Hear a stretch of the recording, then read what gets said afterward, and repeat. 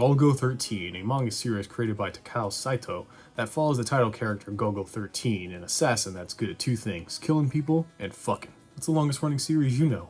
One Piece? Pfft, that's pussy shit compared to Golgo. It's been going on since 1968 and currently holds the Guinness Book of World Records for the most volumes published based on a single manga series, which as of this video is set at 206. Sadly though, Saito passed away last year in 2021 due to pancreatic cancer, continuing to draw Golgo into his late years throughout his illness. Golgo will continue though, as one of his wishes was that the series keep up its serialization after his passing, so I don't think this manga spot as a cultural icon will be fading anytime soon. Now despite being such a long-running series, it hasn't really broken out of the Japanese bubble due to it mostly staying in the world of manga. There has been an anime series in 2008 and a couple movies, an OVA, but nothing too big that has broken Golgo into the West. One interesting thing I find about it are the video games. There's not many of them, there's like 3 or 4. Yeah, not really a lot for a series that's been going on for over half a century, but there are quite a few. Like this one, Golgo 13 Top Secret episode, released for the NES and Famicom. The thing that interests me about it is the fact that it says Golgo 13 on it. See, anime wasn't as big in the late 80s and early 90s as it is today, so very often when games were brought here to the West, they either changed the anime name altogether or just changed all the assets and just made it a different game entirely. One example is a Dragon Ball game for Famicom that was completely changed when brought to America. But this game didn't do that, they kept that name right on the box. Shows just how big Golgo is that they didn't change it to some generic name like Spy Assassin or something. It's Golgo, motherfucker. Either you like it or shut the fuck up. Let's play it. So the game opens with an intro cutscene of a helicopter blowing up over New York. The helicopter was owned by the CIA and carried a bioweapon called Cassandra G along with the plans for a vaccine for it. The only thing found in the wreck was a shell of an M16, which is Golgo's special weapon, so the American government thinks he did it and was hired by the KGB to carry it out. Now of course when you start this up you're like, okay, it's a pretty simple story, I can follow along with that. Just you wait. An organization named Fixer knows we're innocent and sends agents that will help us throughout the game. We begin by getting some information from one of them, a woman named Maria Lovelet. Yeah, that's a name only a spy thriller would love.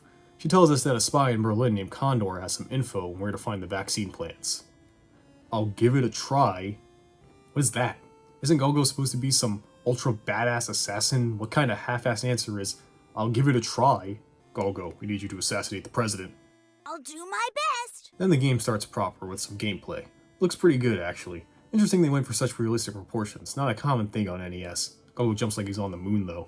And it's a classic side-scroller, standard NES, but that's what it does best. Why mess with... What the hell is that? Oh my god, what is happening? I'm playing a Lycon game that's fucking helicopters shooting at them. What's that? Oh, it's over.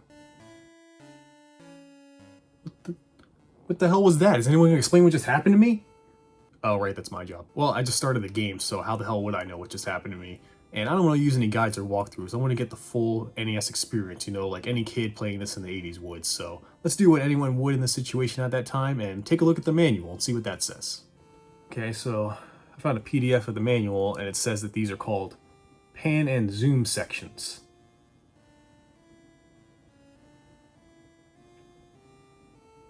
Okay, so from what I can gather, these are static instances, meaning they will always trigger at the same spots every time, but unless you memorize the game, you won't really know when is about to happen. So think of them like random encounters in an RPG, except not random. Also, you can't run from them, you can only move on when all the enemies are dead. Even if you die, the game just restarts you at the beginning of it.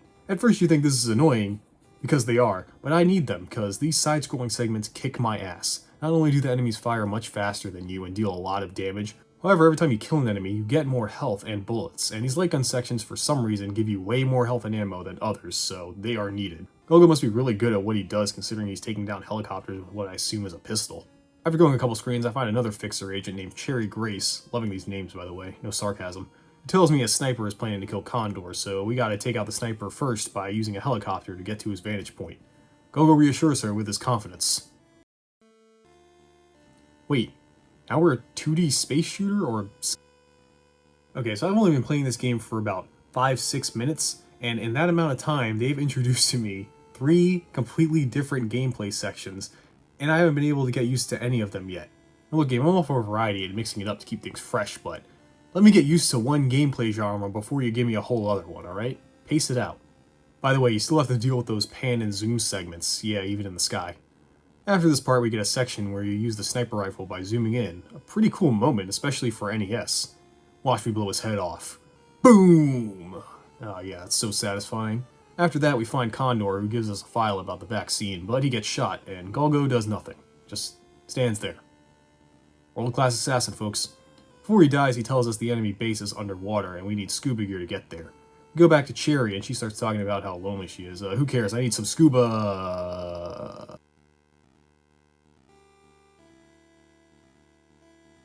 Holy shit.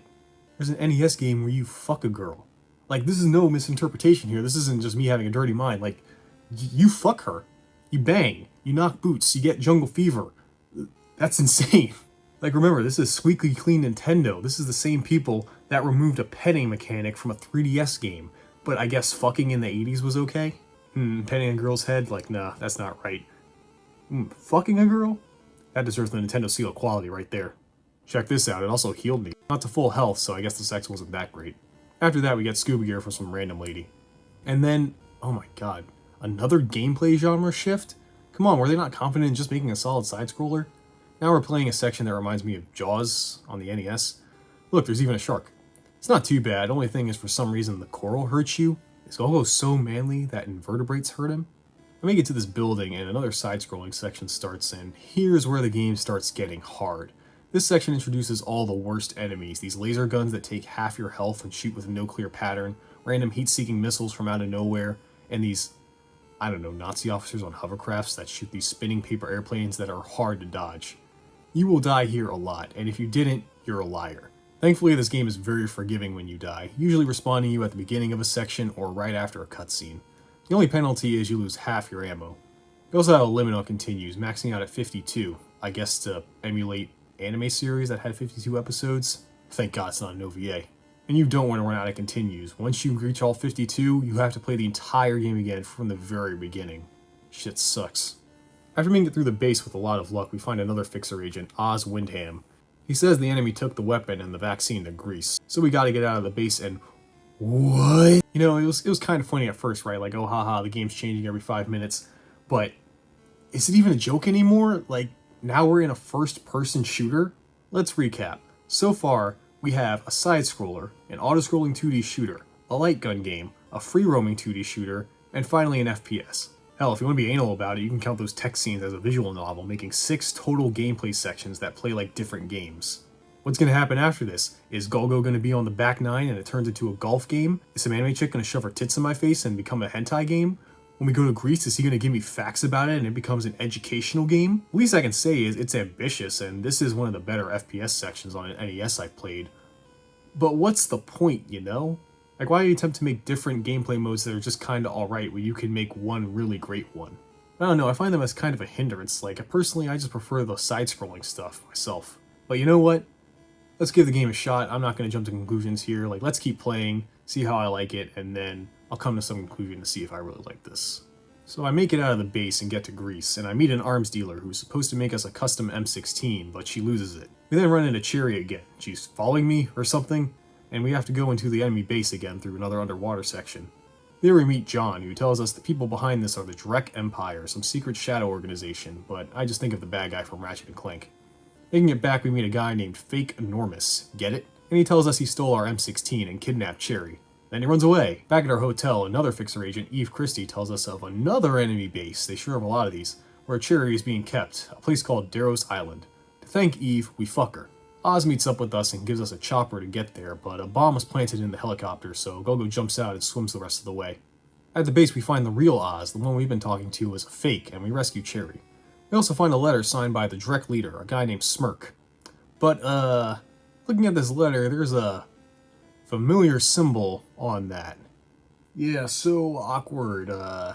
Turns out that Drek Empire and Smirk are just American censorship. The Drek Empire is actually, if you haven't figured it out, yeah, they're neo-Nazis, and Smirk is Adolf Hitler. Yeah, you know, despite games like Wolfenstein existing, for some reason there were some games that when they were brought here to America, we would censor out any of the Nazi stuff, and more often than not, they would do a terrible job at censoring the Nazi stuff. You ever played Persona 2 with cool Hitler? I find it strange too. Why is it even censored? The game's not glorifying Nazis, we're killing them. Do you not think that's a good thing, America?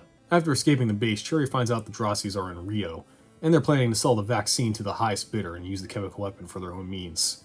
Meanwhile, we find out our special M16 is in this building, and holy shit, is this the most confusing and fucked up part of the game.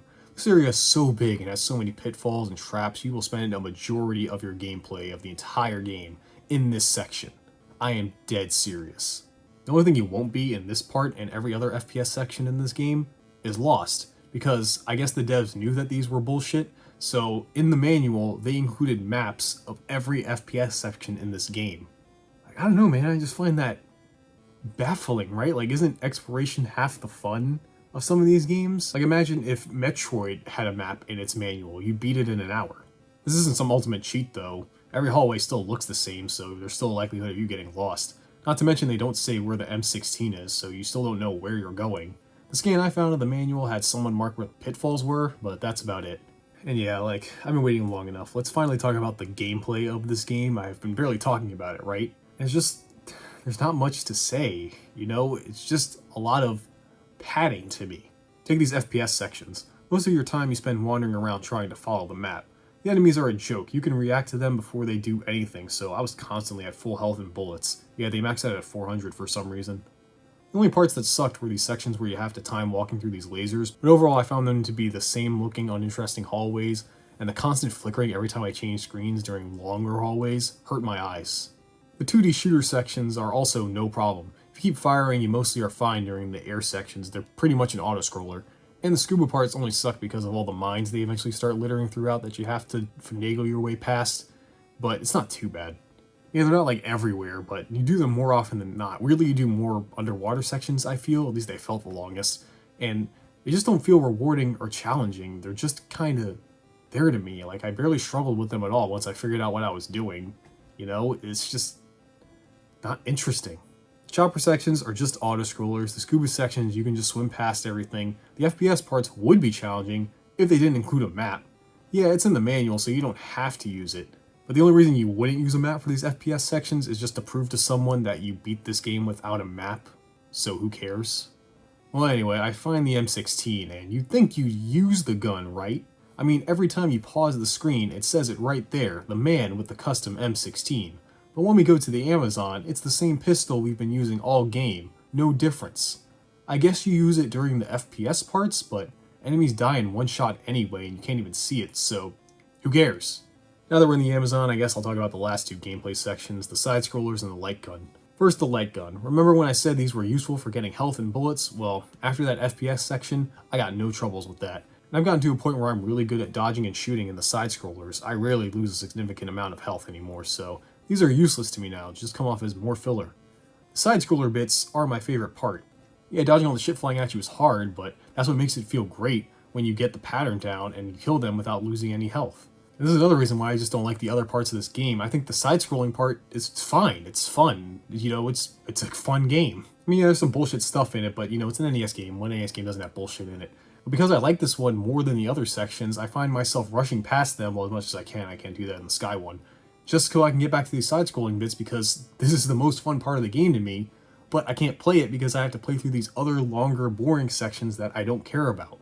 Now, I'm sure a lot of people who have grown up with this game are probably angrily typing in the comments now about how I'm wrong and how it really added all these great things and why you love this game. Again, I'm not saying the game's bad, I'm just saying that I personally just don't care for the other sections in this game besides the side-scroller. Like, they were fine at first, but the fact that they keep coming up and just keep bothering me when I'm trying to play the actual part of the game that I think is good makes me not like them. Maybe having these sections here or there every now and then, like a little bit less, I'd be fine with it. But the fact that they're so frequent just makes me dislike them all the more, that I only go like 1 or 2 screens in the side-scrolling section and then boom, I'm diving for like the 5th fucking time. Now let's see, the only thing I haven't talked about is the music. It's okay. I'd say I play a fair amount of the game and I'm kind of done with it. But the story's getting kind of weird, so might as well beat it and see where it goes, right? So in the Amazon, we find the fake Oz, who gets killed by Eve, who turns out that she was a double agent secretly working for the Drotses, but she hates them because they killed her family.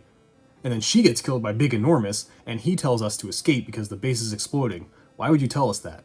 So we find out the main Drotse base is in Antarctica, and there, yep, we meet a robotic clone of Hitler. So, sorry, Smirk. Okay, you know what? I'm gonna go with the original version of the story because it's obviously way more interesting. So Robo-Cunt says he has a clone of us that he used to blow up the helicopter from the intro, and he sends it in to kill us. Honestly, probably the hardest boss in the game, but I still beat him first try. Oh yeah, I haven't really talked about the bosses in this game. They're not that hard, so it's not really worth mentioning. We chase Mecha Douche deeper into the base after one last underwater section, and we're on the last level. And yeah, to no one's surprise, the last screen in the game is the hardest. It's expected.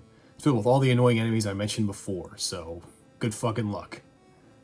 So yeah, I obviously died to no one's surprise, and... What? Send me back an entire stage? Like, what the fuck? Remember, that usually continues you at the beginning of a stage when you die, and look, the beginning of the stage starts at the base on the land, but it sends me back to the penultimate stage during the underwater section, which is like the screen before this one, pretty much. Like, why here of all places? Because it's the last level, so they've been generous all game, but just because it's the last stage, they're like, fuck you, swim all the way back. Okay, well, after finally making it through the final screen, seriously, it took way longer than it should have. I find out that Drossi's kept Auto-Douche's brain alive all this time and are mass-producing clones of him. The only thing motivating me to beat this is this batshit insane story. So we begin the final boss fight, and I have no idea what I'm supposed to be doing, who I'm supposed to be hitting, what I'm supposed to be shooting, and of course, there's a time limit too. If we don't beat him in time, a nuclear bomb will explode. And I got no idea what the fuck. Great, I died. Now again, usually it would start you at the boss, but here it sends me back to the beginning of the level. So I gotta do the final stage again? And yes, if you die here, you still get sent back to the underwater part, even though you made it to the boss. Fuck off. Alright, so I finally make it back, and I figure out you gotta shoot these red dots above the cloning tubes to kill him, I guess. After you shoot them all, Golgo pulls out the scope one last time and shoots Toaster Cuck's brain into oblivion. And the game's over. Yeah, no epilogue, no nothing. It just ends. Kinda like this video.